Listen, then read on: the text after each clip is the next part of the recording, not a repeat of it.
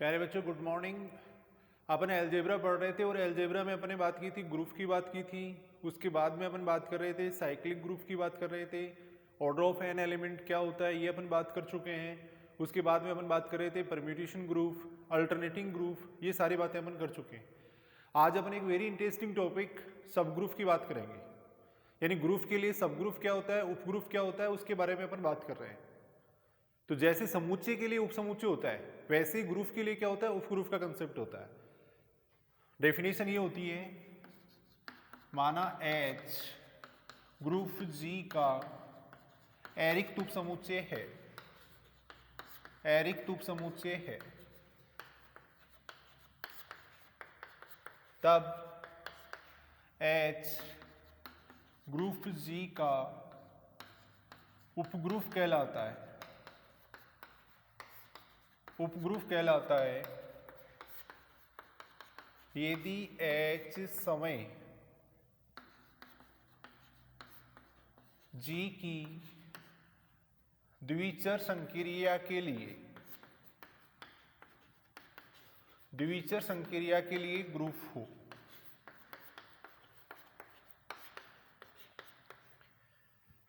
पहली बात तो H क्या होना चाहिए, G एक ग्रुप होना चाहिए। H क्या होना चाहिए, G का एरिक्त उपसमुच्चय होना चाहिए। एरिक्त उपसमुच्चय का मतलब उसमें कम से कम एक अवयव होना चाहिए।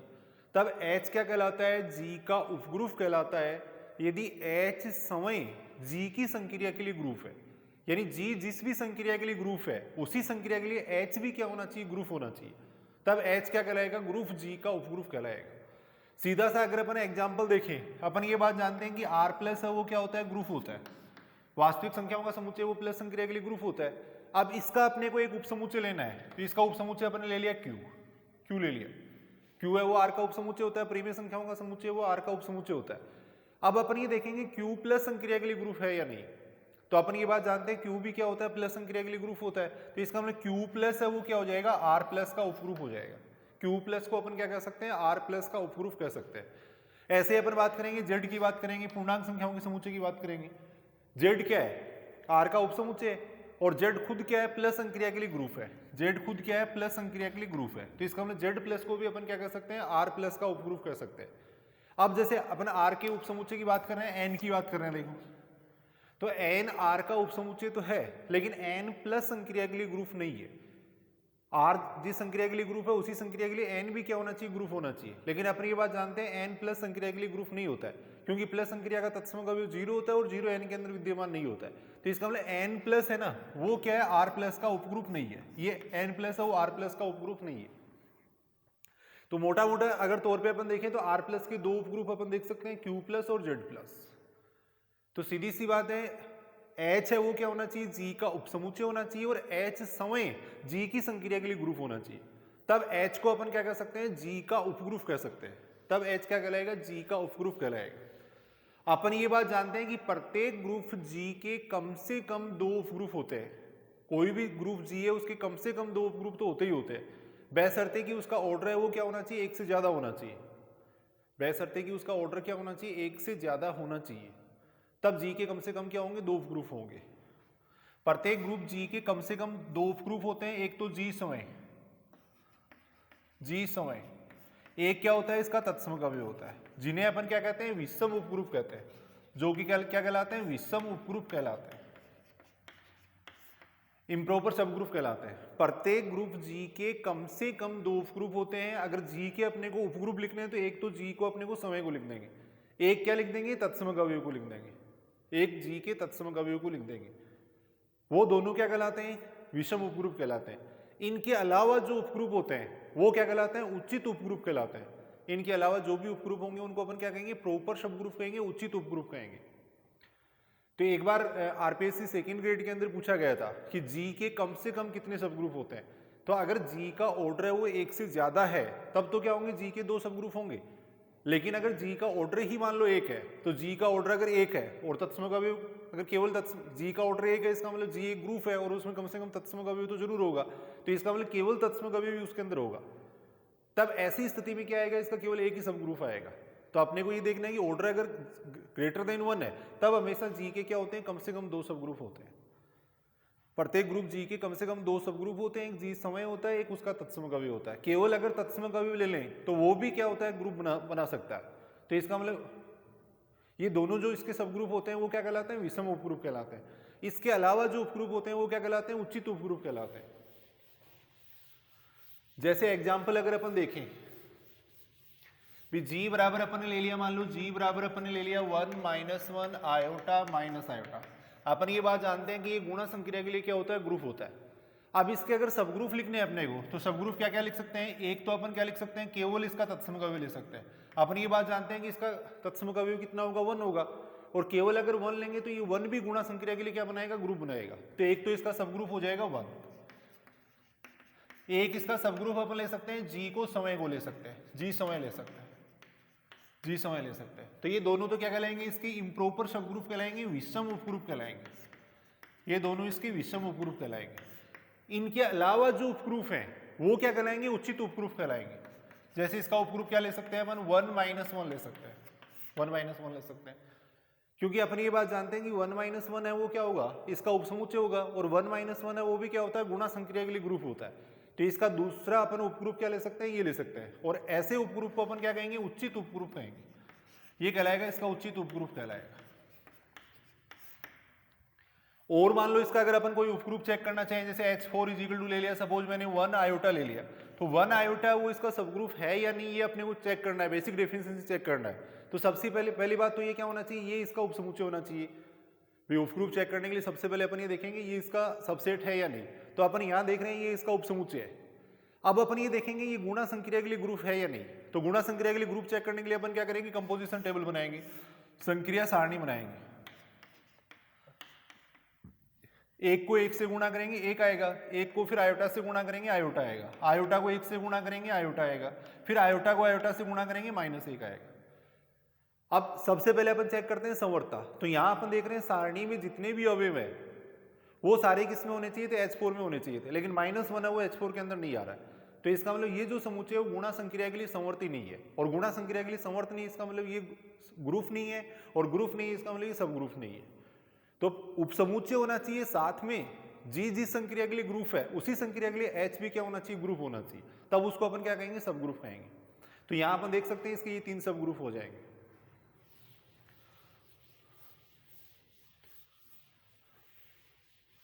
और कोई एग्जांपल लें, जैसे अपन ने जी बराबर ले लिया Z+, पूर्णांक संख्याओं का समुच्चय, वो प्लस संक्रिया के लिए क्या होता है, ग्रुप होता है। अब इसके सब ग्रुप अपने को लिखना है। Z का मतलब क्या हो जाएगा, 0 हो जाएगा, 1 2 3 ये सारे एलिमेंट इसके अंदर आएंगे, -1 -2 -3 ये सारे एलिमेंट इसके अंदर आएंगे। अब इसका सब ग्रुप अपन ले रहे हैं, एक तो अपन क्या ले सकते हैं, इसका सब ग्रुप तत्समक अवयव ले सकते हैं। जो इसका तत्समक अवयव है वो क्या हो जाएगा, इसका सब ग्रुप हो जाएगा। एक इसको अपन खुद को ही ले सकते हैं, ये तो क्या कहलाते हैं, विषम उपग्रुप कहलाते हैं, ये हो जाएंगे विषम उपग्रुप। इसके अलावा जो उपग्रुप है वो क्या कहलाते हैं, उचित उपग्रुप कहलाते हैं। तो इसके अलावा इसका और कौन सा उपग्रुप हो सकता है वो देखो, देखें तो वैसे स्टैंडर्ड समुच्चय में अगर देखें तो इसका उपसमुच्चय अपन क्या ले सकते हैं, n ले सकते हैं। Z का उपसमुच्चय अपन n ले सकते हैं, लेकिन n वो प्लस संक्रिया के लिए ग्रुप नहीं होता है, तो इसका मतलब n+ तो इसका सब ग्रुप नहीं होगा। तो अपने दिमाग में ये बात आती है, क्या इसके 2 ही सब ग्रुप होते हैं, लेकिन अगर देखा जाए तो ये 2 इसके सब ग्रुप नहीं होते, इसके अनंत सब ग्रुप होते हैं। कैसे होते हैं, इसका सब ग्रुप अपन ले सकते हैं 2Z+ ले सकते हैं। 2Z का मतलब क्या हो गया, इसको 2 से गुणा कर देंगे तो ये आएगा -6 -4 -2 0 2 4 6।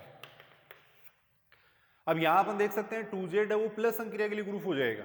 क्यों हो जाएगा, द्विचर संक्रिया हो जाएगी, 2 में -2 जोड़ेंगे 0 आएगा, 2 में 4 जोड़ेंगे 6 आएगा। कोई भी 2 एलिमेंट की अगर आपस में संक्रिया करवाने पे जो एलिमेंट आएंगे वो इसी के अंदर आएंगे। 0 क्या हो जाएगा, इसका तत्समक अवयव हो जाएगा।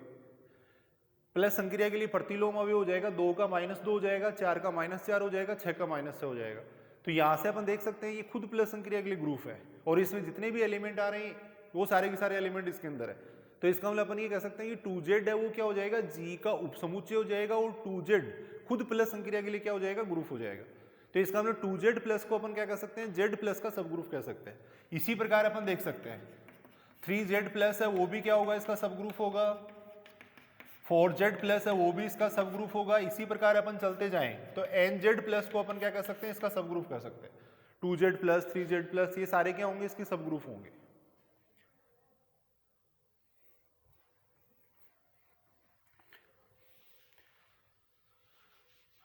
तो वेरी इंपॉर्टेंट एग्जाम्पल है, पूछा भी जाता है और आगे अपन कुछ थ्योरम भी इसके माध्यम से डिस्कस करेंगे।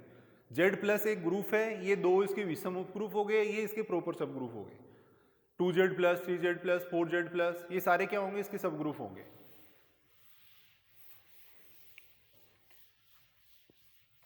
ये तो एक बेसिक तरीका हो गया है कि G जैसे कोई ग्रुप है तो H क्या होना चाहिए, उसका उपसमुच्चय होना चाहिए, और फिर H खुद क्या होना चाहिए, G की संक्रिया के लिए ग्रुप होना चाहिए। तो ग्रुप के तरीके से भी उसको चेक कर सकते हैं अपन। एक सीधी थ्योरम अपन पढ़ सकते हैं, H अगर G का एरिक्त उपसमुच्चय है, मान लो H G का एरिक्त उपसमुच्चय है, तब H क्या कहलाएगा, G का उपग्रुप कहलाएगा। यदि A अगर H का एलिमेंट है, B अगर H का एलिमेंट है, तो AB इनवर्स है वो भी क्या होना चाहिए, H का एलिमेंट होना चाहिए। For all AB belongs to H, तब भी H को अपन क्या कह सकते हैं, G का उपग्रुप कह सकते हैं। यानी H है वो G का उपग्रुप कहलाएगा यदि इस कंडीशन को सेटिस्फाई करता है। A अगर H का एलिमेंट है, B अगर H का एलिमेंट है, तो A स्टार B इनवर्स भी क्या होना चाहिए, H का एलिमेंट होना चाहिए। तब H को अपन क्या कह सकते हैं, G का उपग्रुप कह सकते हैं। इसके माध्यम से भी अपन चेक कर सकते हैं। जैसे suppose G is equal to ले लिया अपने 1 - 1 आयोटा माइनस आयोटा। अपन ये बात जानते हैं कि ये गुणा संक्रिया के लिए ग्रुप होता है। अब कोई भी इसका उपसमुच्चय ले रहे हैं अपन, H बराबर ले लिया अपने सपोज 1 आयोटा ले लिया, 1 आयोटा ले लिया। आपने वो चेक करना है कि ये इसका सब ग्रुप है या नहीं, तो इस कंडीशन के माध्यम से अपन चेक कर सकते हैं। एक एलिमेंट अपन ने यहाँ से ले लिया, 1 ले लिया अपन ने H का एलिमेंट, आयोटा अपन ने H का एलिमेंट ले लिया, फिर ये संक्रिया अपने को करवानी है, ये संक्रिया अपने को करवा के देखनी है। तो यहाँ देखो A की जगह मैंने लिख दिया 1 लिख दिया, स्टार की जगह कितना आ जाएगा, गुणा, यहाँ आ जाएगा आयोटा का इनवर्स। अब अपन ये देखेंगे, इसको सोल्व करते हैं तो ये वापिस H का एलिमेंट आता है या नहीं आता है। तो यहाँ से अगर अपन देखें तो आयोटा का इनवर्स कितना हो जाएगा, माइनस आयोटा। अब माइनस आयोटा वापिस H के अंदर नहीं आ रहा, देखो आयोटा का इनवर्स कितना हो जाएगा, माइनस आयोटा हो जाएगा, क्योंकि आयोटा को माइनस आयोटा से गुणा करते हैं तब क्या आता है, तत्सम अवयव आता है। तो आयोटा का इनवर्स कितना हो जाएगा, माइनस आयोटा हो जाएगा, और माइनस आयोटा वापिस H के अंदर नहीं आ रहा है। तो इसका मतलब अपन ये कह सकते हैं कि H G का उपग्रुप नहीं है, H G का उपग्रुप नहीं होगा। अगर उसको चेक करें अपन, जैसे H बराबर ले लिया मैंने 1 - 1, इसको अगर अपन चेक करें तो यहां से अपन देख सकते हैं 1 H का एलिमेंट हो गया, -1 H का एलिमेंट हो गया।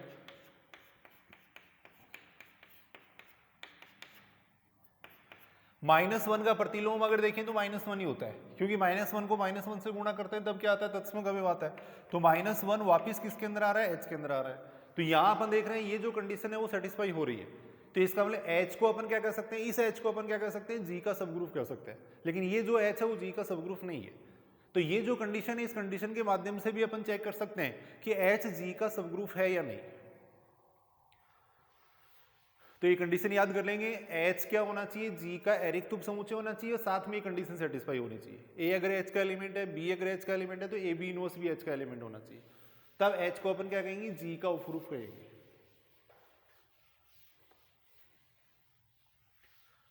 एक थ्योरम ये कहती है कि H1 और H2 ये दोनों अगर मान लो G के उपग्रुप है, H1 और H2 दोनों अगर G के उपग्रुप है, तब हमेशा H1 इंटरसेक्शन H2 है वो भी क्या होता है, G का उपग्रुप होता है। वो भी हमेशा क्या होगा, G का उपग्रुप होगा।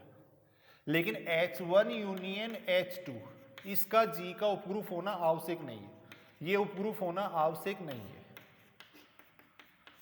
ये उपग्रुप होना आवश्यक नहीं है। अगर H1 और H2 G के उपग्रुप हैं, तब H1 इंटरसेक्शन H2 हमेशा क्या होता है, G का उपग्रुप होता है। लेकिन यूनियन का उपग्रुप होना आवश्यक नहीं है, परंतु यूनियन भी उपग्रुप होता है, परंतु H1 यूनियन H2 भी G का उपग्रुप होता है।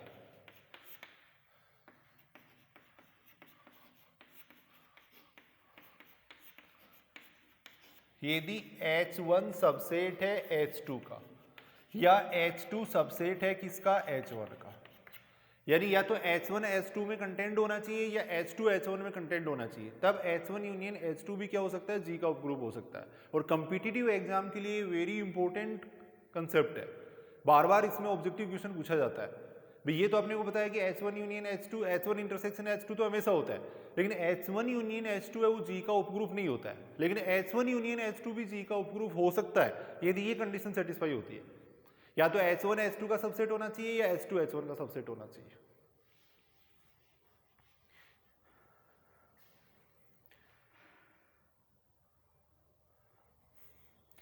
इसको आप चेक भी कर सकते हो एग्जांपल लेके, जैसे G बराबर आपने ले लिया मान लो Z प्लस, H1 बराबर आपने ले लेना 2Z प्लस, H2 बराबर आप ले लेना 3Z प्लस।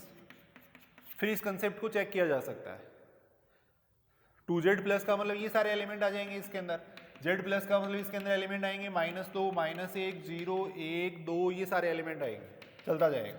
2Z का मतलब -4, -2, 0, 2, 4, ये एलिमेंट आएंगे। 3Z का मतलब इसके अंदर एलिमेंट आएंगे -6, -3, 0, 3, 6, ये एलिमेंट आएंगे। अब यहाँ पे अगर अपन इन दोनों का इंटरसेक्शन लेते हैं तो इन दोनों का इंटरसेक्शन लेने पे अपने पास कौन कौन से एलिमेंट आएंगे, H1 इंटरसेक्शन H2 अगर अपन देखें तो H1 इंटरसेक्शन H2 में 0 आ जाएगा, फिर आगे चल के अगर अपन देखें तो 6 आएगा, फिर आगे चल के अगर अपन देखें तो 12 आएगा, इधर आएगा -6 आएगा, -12 आएगा। अब इसको अगर अपन चेक करें तो ये क्या हो जाएगा, प्लस संक्रिया के लिए ग्रुप हो जाएगा। तो H1 इंटरसेक्शन H2 है वो G का उपग्रुप होता है, लेकिन यूनियन है वो G का उपग्रुप नहीं होगा। क्यों नहीं होगा यूनियन उपग्रुप? यूनियन का मतलब ये सारे एलिमेंट अपन मिला के लिखेंगे, और सारे एलिमेंट मिला के लिखने का मतलब इसमें 2 भी आ जाएगा, 3 भी आ जाएगा। अब 2 और 3 की अगर प्लस संक्रिया करवाएंगे तो 5 आएगा, और 5 इन दोनों की यूनियन में नहीं आएगा, तो इसका मतलब प्लस संक्रिया के लिए समवर्ती नहीं होगा। तो H1 यूनियन H2 उपग्रुप नहीं होगा। लेकिन H1 सबसेट हो H2 तब हो जाएगा, जैसे H2 की जगह अगर अपन यहाँ पे ले लें, मान लो 4Z ले लें, 4Z अगर ले लेते हैं तब H1 यूनियन H2 भी क्या हो जाएगा, G का उपग्रुप हो जाएगा। तो एक बार इस एग्जाम्पल को आप ध्यान से देखें, इससे आगे अपन कल डिस्कस करेंगे। Thank you very much.